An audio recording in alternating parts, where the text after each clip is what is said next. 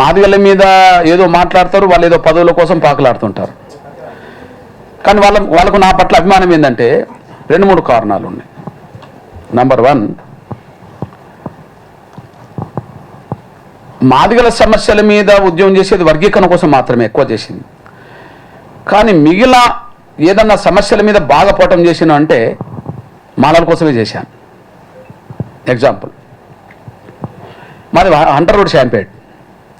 అప్పటికి ఎంఆర్పిఎస్ లేదనుకుందాం. 81, 82, 83 అంటే దాదాపు అప్పుడు నేను 10th పాస్ అయ్యి ఇంటర్లో అడుగు పెట్టాలనుకున్న సమయంలో మా ఒక 200 ఇండ్లు మాదిగలు ఉంటే మా మాలలై ఒక 12-13 ఇండ్లు ఉంటాయి. కొద్దిగా ఊరుకు దగ్గర ఉంటుంది.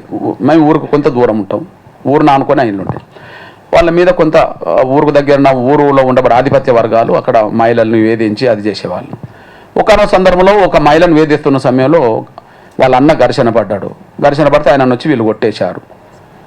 ఆ కొట్టిన దాన్ని ఆధారం చేసుకొని అప్పుడు ఫిట్స్ వస్తే కింద పడి ఎట్లయితే కొట్టుకుంటారో గట్ల కొట్టుకుంటుండ్రు. కొమరయ్య అనే ఒక మాల సోదరుడు, ఆయనను మేము అప్పుడు తీసుకెళ్ళి హాస్పిటల్ వేసాం. హాస్పిటల్ వేస్తే మమ్మల్ని కొట్టారు. మమ్మల్ని ఇళ్ళ దాకా తను కొట్టేశారు. ఎంతకాలం ఇది వాడాలని చెప్పి వాళ్ళని మేము ఎదుర్కొన్నాం. వాళ్ళు మాకు మధ్యలో జరిగిన ఘర్షణలు, ప్రతిదాడుల మధ్యలో మేము గాయాలు గురైనాం. మా చేతిలో వాళ్ళు కొంతమంది గాయాలు గురైన నన్ను ఒక్కొక్కరు తర్వాత చనిపోయాడు.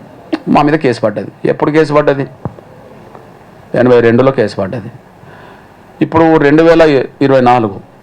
అరే 42 ఏళ్ల క్రితం నేను జైల్లో ఉన్నా. ఎవరి కోసం జైల్లో ఉన్నా?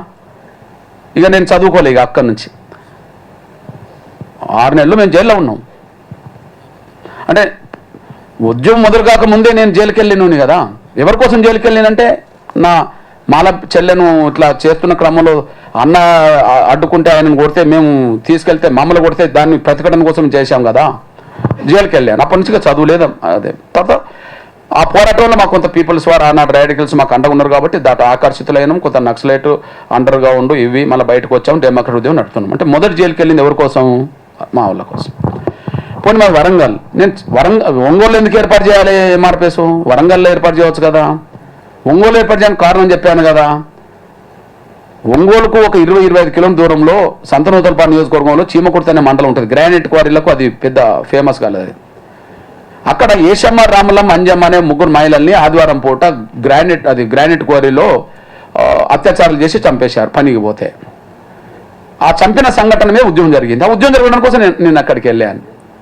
మరి అక్కడికి వెళ్ళి జరిగిన పరిణామాల భాగంగా మాదిగలకు అన్యాయం జరుగుతుందనే విషయాన్ని తర్వాత 2 ఏళ్ళు గ్రహించి నేను 92లో అక్కడికి వెళ్ళాను. 94 ఉద్యమం మొదలైంది. మరి ఎవరి కోసం వెళ్ళినట్టు? వాళ్ళకు వెళ్ళాను. ప్రకాశం జిల్లాకి వెళ్ళాను.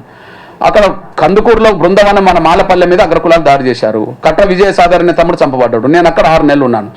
9 నెలలు చీమకుర్తి మాలపల్లెలో పడుకున్నా.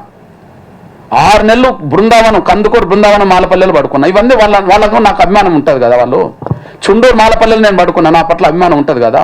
నెలల తరబడి అక్కడ ఉన్నాను కదా. అంటే ఎంఆర్పిఎస్ ఏర్పడక ముందు ఎవరి కోసం పనిచేసిందంటే నేను అటుపోయినా కదా. మా ఊర్లో ఉండి జైలుకి వెళ్ళింది మా మాలల కోసమే. నేను జిల్లా దాటి అక్కడికి వెళ్ళింది కూడా మా పిల్లల కోసమే.